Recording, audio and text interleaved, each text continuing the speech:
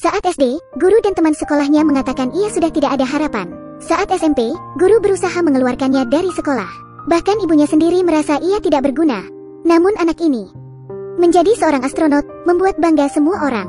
Karena ia memiliki ayah yang berbeda dari yang lainnya. Ia menggunakan cara pendidikan yang berbeda dan berhasil mengubah hidup anaknya. Sebuah film yang sangat mengharukan dan memiliki makna pendidikan. Looking Up. Setiap hari Maffei selalu ditindas. Ia memegang sebuah bola dunia yang dibuatkan oleh ayahnya. Sekelompok anak merebutnya dan memompanya hingga pecah. Semua ini dikarenakan ayahnya.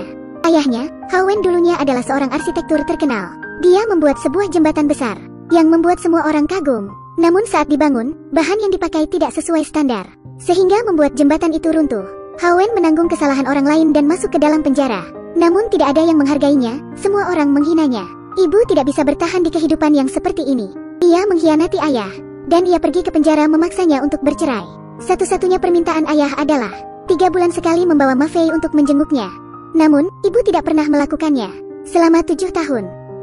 Di dalam penjara ayah selalu tertindas. Dan selama 7 tahun ini, ia hidup menderita. Namun ia tidak pernah membuat keributan dan perlawanan agar hukumannya berkurang dan dapat bertemu Maffei. Akhirnya, hari pembebasan yang ia tunggu datang. Dia kembali ke rumah dan menyadari kunci rumahnya telah diganti. Karena ini adalah rumah dari perusahaan. Rumahnya sudah dijadikan sebagai tempat penyimpanan. Dia menanggung semua kesalahan orang. Mereka mengetahuinya namun masih menghinanya. Hanya karena saat itu ia terlalu pintar dan membuat semua orang iri. Ia datang ke tempat tinggal Xinyu. Saat Xinyu membuka pintu, ia berkata, "Kamu sudah bebas apa melarikan diri dari penjara?" Setelah masuk, suami barunya, Lao Meng, menghinanya. Untungnya saat ini, Lao Meng menerima panggilan telepon. Xinyu memberitahunya kalau Maffei berada di asrama sekolah. 1 bulan pulang sekali. Tiba-tiba, Lao Meng berkata bahwa sekolah yang menelponnya. Pimpinan Yan hendak mendo Maffei dan meminta mereka pergi mengurusnya. Sesampainya di sekolah, Maffei sudah berdiri di hadapan semua orang, menerima kritik dari pimpinan Yan. Maffei tidak pernah berpikir ia akan bertemu ayahnya dengan cara seperti ini. Xinyu dan Lao Meng meminta Yan untuk memberi Maffei 1 kesempatan lagi. Namun yang ia pedulikan adalah nilai sekolah. Murid seperti Maffei hanya akan menjadi beban sekolah. Ia tidak ingin sekolah memiliki murid seperti dia. Hawen geram. Ia masuk ke dalam ruangan, berkata, "Seorang pria tahu susah dan mudahnya dalam belajar, mengetahui yang baik dan buruk, lalu dapat menguraikannya dan menjadi guru. Semua orang berhak atas pendidikan. Namun yang kalian pedulikan hanyalah nilai. Bagaimana dengan anak-anak yang tidak berprestasi? Tidak memikirkan cara agar mereka menjadi lebih baik, tapi memilih untuk melepaskan mereka. Seorang guru namun tidak pantas disebut guru." Pernyataan yang bagus sekali. Pimpinan Yan menghinanya lagi karena masalah pembangunan jembatan. Ia tidak memberinya sedikit muka dan memastikan akan mengusir Maffei dari sekolah. Wali kelas menanyakan padanya, mengapa ingin mengeluarkan muridnya? Namun dia memberitahunya, mengeluarkan murid tidak perlu persetujuan wali kelas. Apalagi kamu hanyalah seorang wali kelas sementara. Saat ini, Hawen memanggilnya, berkata, ingin bertaruh dengannya. Membiarkan Maffei pergi dari asrama dan pulang ke rumah. Menyuruhnya memberikan target peringkat di ujian akhir. Apabila tidak dapat memenuhinya, ia akan membawa Maffei pergi tanpa mereka mengeluarkannya. Pimpinan Yan berkata, "Saya akan melihat bagaimana caramu meningkatkan nilai dari murid dengan peringkat terendah. Jika Maffei berada di 10 besar dalam kelasnya, maka ia tidak akan dikeluarkan." Namun, Hawen berkata, "Peringkat 10 besar dari seluruh kelas. Saya bertaruh lagi." Saat Maffei meninggalkan sekolah ini, ia akan menjadi murid terbaik sekolah. Semua orang di sekolah merasa sangat terkejut. Bagaimana murid dengan peringkat terendah di kelas dalam waktu singkat bisa masuk 10 besar dari seluruh kelas? Xinyu sendiri tidak percaya padanya. Saat keluar dari sekolah, ia berkata, "Peringkat 10 besar. Sadar diri. Berkacalah diri sendiri. Apakah kamu terlihat seperti murid peringkat 10 besar?" Hawen memutuskan untuk membawa Maffei. Ia ingin mengubah Maffei, lalu membawa Maffei pergi makan mie dan menyuruhnya untuk memesan apa saja. Saat pemilik kedai memberinya menu, ia baru menyadari harga mie sekarang 10 kali lipat dari 7 tahun yang lalu. Ia melihat uang di kantongnya dan berkata, Bos, bir ini tidak saya buka. Ditukar saja dengan jeruk soda." Awalnya ia ingin merayakan hari kebebasannya dengan meminum sebotol bir. Namun ia memilih untuk memberi Maffei sebotol air soda. Untuk dapat bertahan hidup, ia tidak beristirahat dan langsung mencari pekerjaan. Namun karena masalah jembatan, tidak ada yang berani mempekerjakannya. Bahkan anak nakal yang dulu ia tolak, sekarang menjadi seorang kontraktor. Dan menggunakan kesempatan kali ini untuk menghinanya. Karena tidak memiliki uang, mereka hanya dapat tidur di bawah jembatan. Dia memperhatikan anaknya dan tidak tidur semalaman. Di hari esoknya, Xiao Liu mengalami kesulitan. dilihat oleh Hawen dan anaknya. Karena bangunan terlalu besar, perlu menemukan titik di mana air dengan ketinggian yang sama untuk menaruh bahan peledak. Namun pekerjanya tidak ada yang menemukan solusinya. Hawen berkata, beri saya 500 yuan dan semua akan selesai dalam waktu 2 menit. Xiao Liu berkata, jika kamu dapat menyelesaikannya, saya akan memberi kamu 800 yuan. Hawen menyuruhnya untuk mencari pipa plastik sepanjang 40 meter. Ia mengisi pipa dengan air dan memanjat ke atas. Pipa air menjadi penghubung antara dua titik. Dengan kedalaman yang sama, cairan pada masing-masing tempat akan sama. Ia mendapatkan 800 yuan, menggunakan pengetahuannya untuk menaklukkan Xiao Liu. Xiao Liu berkata, kamu bekerja untukku, untuk masalah gaji, kamu sendiri yang atur. Saat ini, Ma Fei sangat mengagumi ayahnya. Sudah mendapatkan pekerjaan, sekarang harus mencari tempat tinggal. Ia datang mencari murid kesayangannya yaitu Datu, meminta bantuannya untuk mendapatkan kunci rumahnya. Namun dengan syarat, ayah harus memberikan gambar gratis kepadanya. Mereka diam-diam menempati rumah itu. Malam hari, Hawen bertanya kepada Ma Fei tentang impiannya. Tanpa berpikir panjang, Ma Fei langsung menjawab, sekolah Qinghua Beida. Mama yang bilang. Hawen memberitahunya itu hanyalah sebuah proses. Itu adalah impian yang ditentukan oleh Xinyu, bukan dirinya sendiri. Hidup itu sama seperti memanah. Impian itu sama seperti target pemanah. Jika tidak dapat menemukan target pemanah, maka memanah menjadi tidak ada artinya. Di dunia ini banyak sekali pekerjaan yang menyenangkan, namun harus memilih satu pekerjaan yang disukai. Sebelumnya, Ma Fei tidak pernah memikirkan impiannya. Semuanya diatur Xinyu. Ia ingin belajar dengan giat, namun semua nilainya buruk. Ia tidak tahu harus mulai dari mana. Hawen mengambil tasnya. Ia memisahkan buku pelajaran dan di luar pelajaran, dan membuang semua buku yang tidak berkaitan dengan pelajaran. Ia menggunakan penggaris untuk mengukur ketebalan buku dan berkata, total hanya 11 cm saja. Sebelum ujian, setiap hari cukup belajar 0,1 cm. Tiba-tiba, Ma Fei merasa, apakah belajar itu begitu mudah? Ia ingin ayah mengajarinya. Namun ayah berkata sudah mengajarinya 1 hari. Selamat malam anakku. Ia tidak ingin masalah hancurnya jembatan memengaruhinya seumur hidup, bahkan memengaruhi anaknya.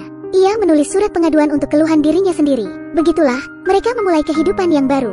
Lari dan bermain layangan bersama. Ma Fei merasa selama ia fokus mendengarkan pelajaran, tulisan di papan tulis yang begitu sulit dimengerti menjadi sangat menarik. Diiringi dengan pertumbuhannya, nilainya juga mengalami kenaikan.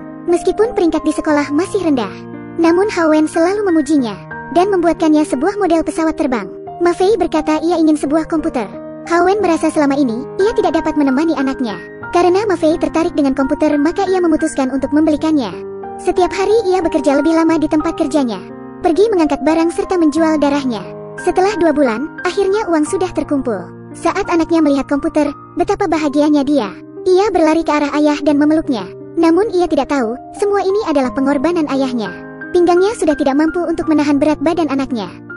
Wali kelas datang mencarinya, karena Ma Fei tidak pernah mengumpulkan tugas, dan memberitahu Hawen yang memperbolehkannya. Wali kelas berkata, murid lain mengerjakan tugas sampai jam 11 malam, dan kamu membiarkan Ma Fei bermain komputer. Hawen menanyakan padanya apa saja tugas itu. Wali kelas menjelaskan untuk mengasah pengetahuan, mempelajari ulang semua yang sudah dipelajari, melakukan banyak latihan untuk lebih memahami. Namun justru Hawen memberinya satu pelajaran, mempelajari ulang pengetahuan yang sudah diketahui untuk mendalaminya. Betul. Ulang, ulang, ulang. Sama seperti roti kukus ini. Setelah selesai dikukus, lalu dihangatkan kembali. Ulang, ulang, ulang. Apakah kamu merasa lebih enak dibandingkan dengan roti yang baru saja dikukus? Latihan peninjauan dan pengulangan yang dibutuhkan. Saya juga setuju. Namun mereka berada di masa daya tangkap yang cepat.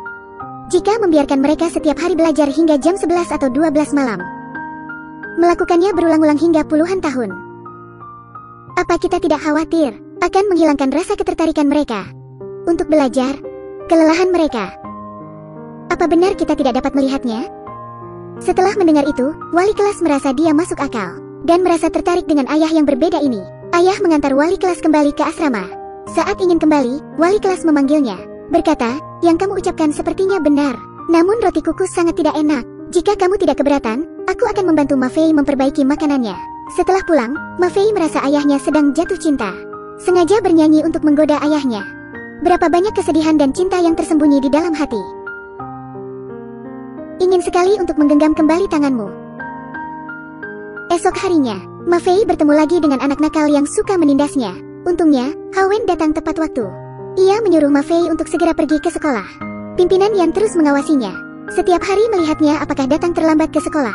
Ia mengambil model pesawat terbang Ma Fei dan menariknya keluar kelas. lalu membuang pesawat itu. Ia juga mengkritik wali kelas pada saat rapat guru. Berkata, ia melindungi murid yang buruk. Dalam waktu 3 tahun, ia tidak dapat menjadi pegawai tetap. Malam hari, Ma Fei memberitahu Haowen masalah yang terjadi. Berkata bahwa ia telah melibatkan wali kelas. Saat ujian akhir sekolah, pimpinan Yan akan mengawas sendiri. Jika dia salah mengerjakan ujian, maka ia akan dikeluarkan. Haowen membalikkan badannya. Tiba-tiba, Ma Fei meneteskan air matanya. Tidak disangka, anak nakal itu memukul ayahnya sampai terluka parah. Saat ini, ada yang mendobrak pintu rumah mereka.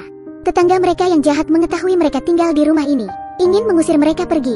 Haowen melihat wajah mereka, menyesal karena sudah menanggung kesalahan tahun itu. Ia tidak dapat mengendalikan emosinya. Akhirnya, keluhan beberapa tahun ini ia luapkan. Saya tidak akan menyerah. Kamu mau melakukan apa? Sini kemari. Kemari. Ma Fei tidak tahu kalimat itu ia ucapkan untuk dirinya sendiri, atau untuk dia. Besok paginya, Ma Fei memberikan ia secari kertas. Tertulis, saya akan menjadi seperti ayah, tidak akan pernah menyerah. Tiba-tiba, Haowen merasa semua yang ia lakukan berguna. Tidak peduli sudah melewati berapa banyak cobaan. Jika ada keyakinan anaknya, ia sudah merasa puas. Ia sangat terharu, ia menutup wajahnya dengan kain, dan menghapus semua air mata.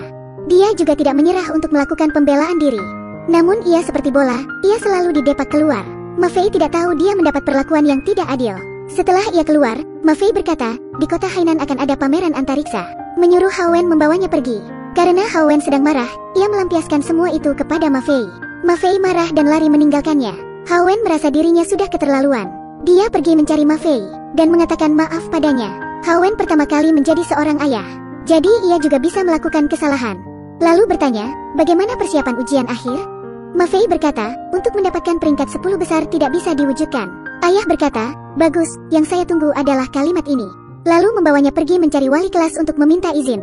Namun wali kelas berkata, hanya tersisa 2 minggu lagi, sudah akan ujian akhir. Namun Haowen tidak mempedulikan nilainya, dan berkata, ini bukan momen terpenting dalam hidupnya. Momen terpenting dalam hidupnya seharusnya tersebar di setiap hari, setiap menit dan setiap detik. Ia harus mengetahui mengapa manusia hidup di dunia ini. Ia membawa anaknya pergi bertamasya. Mereka sambil berjalan sambil bermain. Bermain di sepanjang jalan. Ma Fei juga mempelajari ilmu yang tidak ia dapatkan dari buku pelajaran. Saat mereka sampai di kota Hainan, pameran antariksa hanya tersisa 1 hari. Namun tiket pertunjukan sudah habis. Ayah menemukan tempat yang lebih indah untuk melihat pertunjukan. Di saat ini, impian Ma Fei terjawab. Di perjalanan pulang, pertama kalinya ia merasa ayahnya kelelahan. Di saat itu juga, Ma Fei sudah tumbuh dewasa. Ia merasa perlu menjaga ayahnya. Saat sampai di stasiun, ia pergi menyeduh segelas mie untuk ayahnya. Namun ia salah naik mobil. Saat ia sadar, mobil sudah melanjutkan perjalanannya. Supir yang baik hati mengantarnya kembali ke stasiun. Entah sudah berapa lama perjalanan, Haowen terbangun karena suara petir. Ia menyadari Ma Fei tidak ada di sampingnya, ia turun dari mobil. Namun hujan deras mengakibatkan terjadinya banjir. Semua orang dievakuasi ke tempat yang aman. Ma Fei hanya ingin menunggu ayahnya di sana. Namun ia ditarik oleh orang lain. Haowen ingin pergi mencari Ma Fei namun di sana akan terlanda banjir dalam waktu dekat. Ia tidak boleh memasuki daerah itu. Ia hanya bisa meneriaki nama anaknya. Dan merebut trompet, berteriak dengan keras. Kepala pengawasan menginstruksikan bahwa 15 menit lagi banjir akan datang. Semua orang harus segera dievakuasi. Saat ini, Ma Fei menggunakan sebuah pintu dijadikan perahu kayu dan keluar dari banjir itu. Ini bukan suatu cara yang dapat dipikirkan oleh anak berumur 10 tahun. Dan bukan sesuatu yang dapat dipelajari di buku pelajaran. Ini semua butuh dirinya sendiri untuk berpikir. Dan membutuhkan keberanian untuk melakukannya. Mereka sampai di sekolah dan ujian baru saja dimulai. Ma Fei masuk ke ruang kelas untuk mengikuti ujian. Saat ia keluar, ia menunjukkan kata oke kepada ayahnya. Beberapa hari kemudian, daftar nilai sudah keluar. Dia dengan percaya diri menarik ayahnya. Namun namanya semakin jauh dari peringkat atas. Ia mendapatkan peringkat 65 dari seluruh kelas. Pimpinan Yan menertawakannya lagi, berkata, semua murid dan orang tua harus bertanggung jawab atas ucapannya. Lakukan sesuai dengan yang dijanjikan. Wali kelas merasa pimpinan Yan sedikit aneh. Ia pergi mencari kertas ujian Ma Fei dan menghalangi mereka. Ia berkata, nilai Ma Fei adalah 641. Hanya kurang 21 nilai untuk mencapai peringkat 10 besar.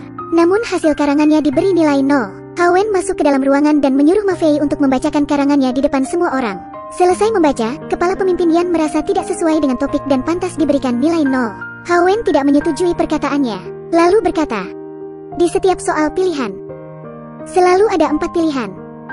A, B, C, D. Ini sangat bagus. Namun untuk masa depan mereka, saat menghadapi masalah, apakah akan muncul 4 pilihan? Saya tahu pilihan A, B, C, D itu sangat penting. Namun yang terpenting adalah jawaban dari mereka masih mempunyai banyak pilihan.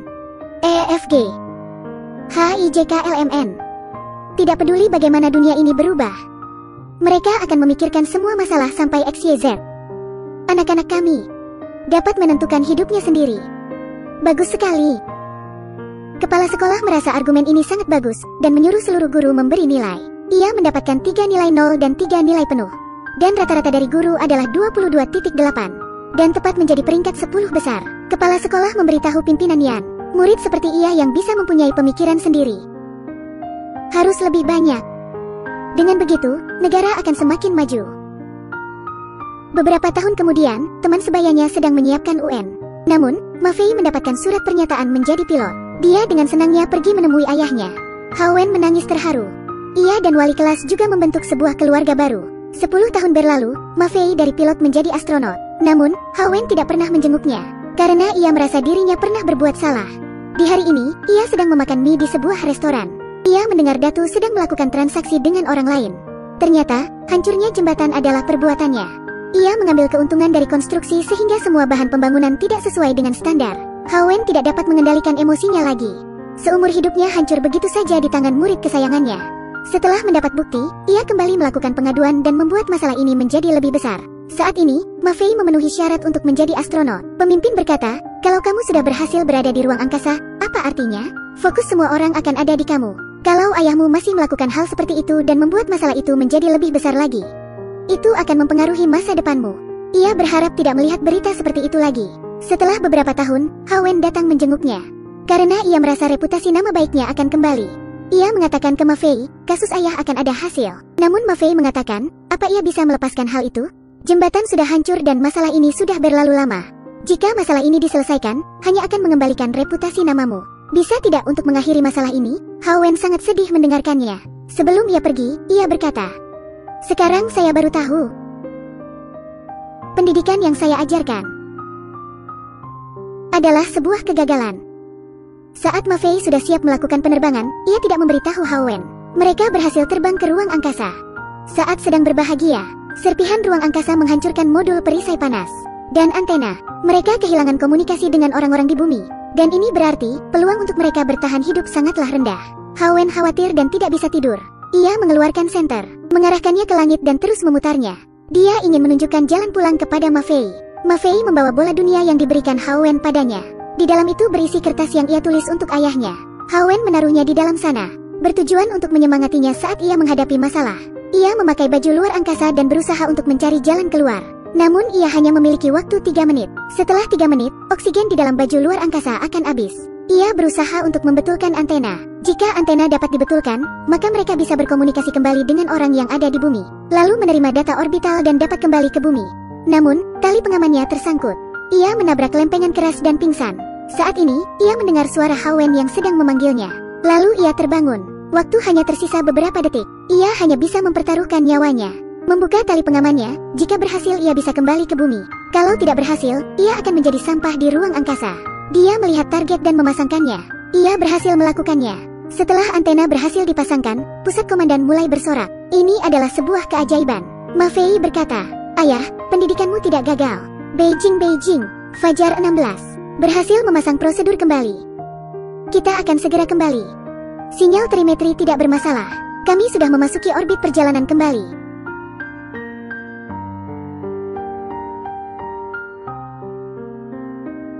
Sudah kembali.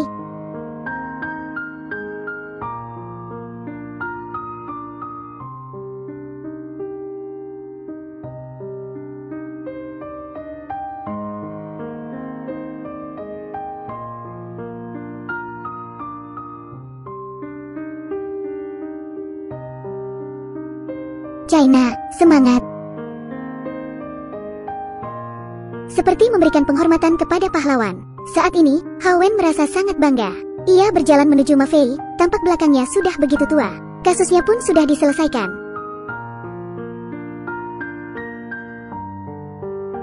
Ayah, saya minta maaf. Saya juga pertama kali belajar menjadi seorang anak.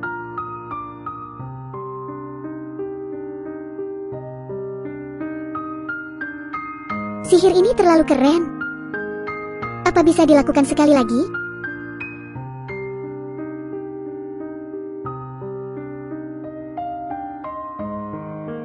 Film ini diberikan untuk para ayah dan seluruh anak. Seorang guru biasa hanya dapat mengajarkan materi di dalam buku pelajaran.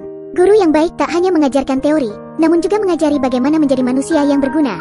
Dan seorang guru yang bijak akan memberitahumu arti dari seorang guru. Ia akan menciptakan kehidupan dan bahkan mengubah kehidupan kamu. Ia seperti sebatang lilin, membara diri sendiri, dan menerangi orang lain. Ayah Maffei seperti seorang guru yang bijak. Ia mengubah hidup anaknya dengan pendidikan yang bijak, melepaskan pendidikan awal, melepaskan latihan yang berulang-ulang. Berikanlah kebahagiaan yang seharusnya mereka dapatkan. Tidak perlu membandingkannya dengan anak orang lain. Jika seseorang tidak tahu kemana ia akan pergi, semudah apapun cobaan hidup, tetap tidak dapat menyelesaikannya.